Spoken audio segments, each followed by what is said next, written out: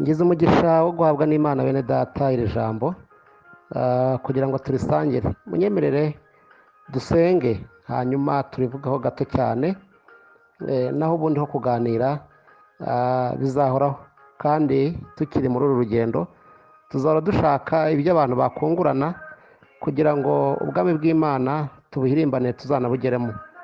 Dusenge. Mana, turagushimiye, uyu ni uwundi munsi uduhaye, mbese ni impano ikomeye, ni impano ikomeye cyane, kuko Bibiliya ivuga ko aba ariho twebwe ari twe dukwiriye guhimbaza Imana, kandi ari twe dukwiriye gusingiza imirimo y'Imana. Turagushimiye Kristo, turaguhimbaje, izina ryawe nirishimwe, ni ukuri niryubahwe, kandi misiyo waduhaye ni iyo kuvuga ubutumwa bwiza. Hanyuma emera n'aka kanya wongere ukorane natwe, iri rizagere ku mpera y'isi, umuntu wese uzaryumva rizamuhindura. Gukora ni ukw'Imana, byashoboka ko umuntu yavuga kandi agasoza ubutumwa, ariko Imana yonyine Mwuka Wera azariherekeshe imirimo ikomeye cyane. Tubisabye Imana mu izina rya Yesu, amen, amen. Ndagira ngo inshuti z'Imana kandi inshuti z'umusaraba bakundwa, mwemere mu gihe gato dufatanye dusome iri jambo dusanga mu rwandiko rwanditswe na Yakobo, niko bivugika, urwandiko rwanditswe na Yakobo, igice cya mbere umurongo wa 27. Ijambo abantu benshi bibaza ibibazo byinshi. Idini ritunganye kandi ritanduye imbere y'Imana Data wa twese ni ugusura imfubyi n'abapfakazi mu mibabaro yabo, ndetse no kwirinda kutanduzwa n'iby'isi. Imana nishimwe. Dusubiremo. Bibiliya ivuze iki? Iravuze ngo idini ritunganye ngo kandi ritanduye imbere y'Imana Data wa twese. Haleluya. Ni irihe rero? Ugusura imfubyi n'abapfakazi, Imana ishimwe, mu mibabaro yabo. Bibiliya yongeyeho ikindi gikomeye, iravuze ngo no kwirinda kutanduzwa n'iby'isi. Haleluya. Imana nihimbazwe cyane. Inshuti z'Imana, inshuti z'umusaraba, mfite ibyishimo byo kugira ngo tuganire ijambo, kandi mu gahe gato mpawe n'Imana. Naratekereje muri iyi minsi, nsanga hariho amadini tutari burondora amazina yayo. Natwe twese, nanjye ubwanjye mfite idini mbarizwamo. Hanyuma abantu bose aho bava bakagera bavuga ko bajya mu ijuru, bavuga ko bakorera Imana. Abantu bose bavuga yuko bari guhirimbanira ubwami bw'Imana. Abantu bose bavuga ko ari abakozi b'Imana cyangwa benshi. Ariko twakibaza, mbese iyaba byari ukuri iyaba byari ukuri, isi yagira amahoro adasanzwe. Iyaba ibintu abantu bakora mu madini, iyaba inshingano abantu babamo mu madini atandukanye, bamwe ni abahereza, abandi mu wenda ubwo mvuze muri katolike, abandi ni abadiyakoni, ubwo mvuze mu madini ya kiprotesta, abantu ni abapadiri, ni abapasitori, ni abavugabutumwa, yewe ni abahanuzi, abantu ni abaririmbyi, imirimo myinshi utabara mu madini agiye atandukanye. Abandi ni ba shehe, abandi ni abahamya ba Yehova. Abantu bafite imigenzo myinshi bubahiriza amatorero yabo, bafite ibyo bakora byinshi bubahiriza. Ariko ese ayo ni amadini ajyana abantu mu ijuru? Atansiyo, ntabwo ndibuze kuvuga ko abantu badakwiriye kugira idini. Abanyarwanda bo ni ikintu bajya bagira igitutsi. Umuntu ugututse ngo urakabura idini ni ikintu kibi rwose. Kandi tuzi neza umumaro wo kuba umuntu afite ahantu abarizwa, denomination, kuba umuntu afite ahantu abarizwa. Uwo ni umumaro tuzi natwe ubwacu twabonye. Imana n'ibishimirwa. Ariko ibi bivuze iki? Idini y'ukuri Bibiliya itubwiye ni iyihe? Ntibisaba ubuhanga bwinshi cyane kugira ngo abantu bavuge kuri ibi, kandi nta kindi kintu kidasanzwe twabyongeraho uretse kuvuga ibintu bibiri Imana itubwiye. Kimwe, Bibiliya yavuze ngo ni ukwifatanya n'abababaye mu mibabaro yabo. Yongeraho ikindi ngo no gusura imfubyi n'abapfakazi. Uhereye uyu munsi, niba ibyo bitari mu mikorere yawe, uri mu idini itari y'ukuri. Icyo mvuga ni iki: mu mutima wawe ubundi hari insengero tujyamo, kandi zirya nsengero ni iz'ukuri pe. Ngewe ndanazikunda, naho mbarizwa ubwaho ndahakunda cyane. Nta muntu ushobora kuhankuramo ngo bikunde, hangiye mu maraso. Ahubwo mbere yo kujya muri uriya rusengero njyamo, hari urundi mporana, ari rwo mutima wanjye. Nidushaka narwo turufate nk'idini. Mbese mu mutima wawe ibi bintu uko ari bibiri, niba utabifite ubwawe muri wowe, wifitemo urusengero rutari rwo. N'izo zindi zigenda zubakwa kandi zigenda zishingwa hirya no hino, nazo ubwazo ntacyo zaba zimariye abantu niba batagera kuri Kristo ngo bakore ibyo bintu uko ari bibiri. Imana niturengere cyane. Gusura imfubyi n'abapfakazi mu mibabaro yabo, no kwirinda kutanduzwa n'iby'isi. Niba abantu bahindukira bagasubira mu bya mbere bya kamere, niba abantu bahindukira bagakora ibya kera, niba abantu badafite kumvira umwuka, bakaba bakiyoborwa n'irari rishaje rya kera, niba abantu batarahindutse, nta mirimo igaragara inyuma, icyo gihe mu by'ukuri bari mu madini ariko atari ay'ukuri. Yari ay'ukuri mu by'ukuri, kuko intego yayo mu gushingwa, intego yayo n'ibikorwa byayo, intumbero, vision afite ni iy'ukuri. Ariko wowe ubwawe genzura urebe niba mu mutima wawe wubahiriza ibyo bintu bibiri. Imana niturengere kandi Imana nidutabare cyane.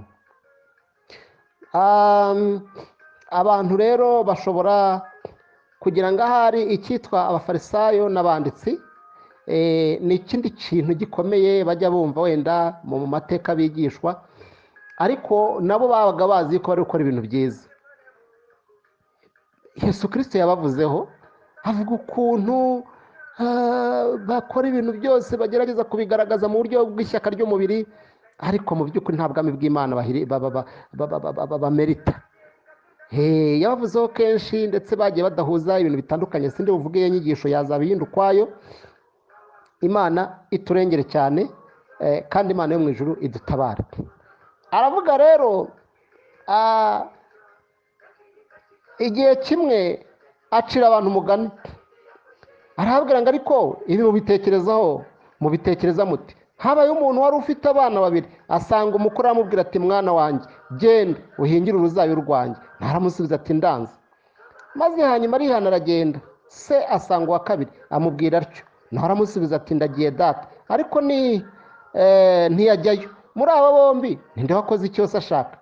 Imana niturengere. Yesu arababwira ati, ndababwiza ukuri yuko abakoresha bikona abamaraya babanziriza kwinjira mu bwami bw'Imana. Ni amagambo yanditse muri Matayo ibice 21 umurongo guhera ku wa 31. Imana yacu nidutabare, kandi Imana yacu itugirire neza. Yabwiwe uwa mbere gukora ibyiza, arabisobanurwa. Niyo ya ntumbero y'amadini tugiye tubamo.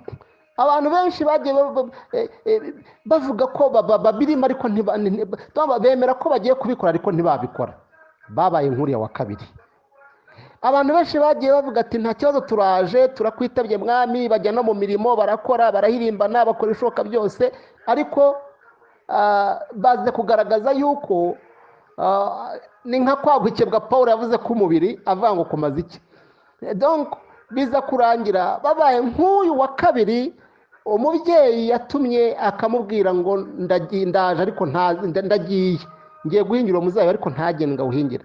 Bararutwa nande? Bararutwa n'uwa mbere wabihakanye, bararutwa n'abandi babipinze, bararutwa n'abandi batigeze baba mu madini, bararutwa n'abandi batabaye muri iyo mirimo, bararutwa n'abandi babaye muri za kadarake, bararutwa n'abandi babaye mu tubari, bararutwa n'abandi babaye mu bintu byose.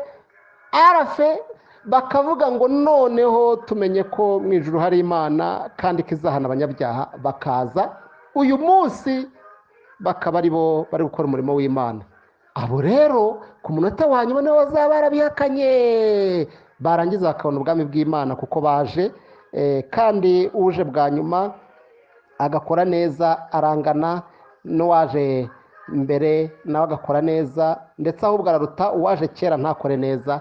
Imana niturengere cyane kandi Imana nidutabare.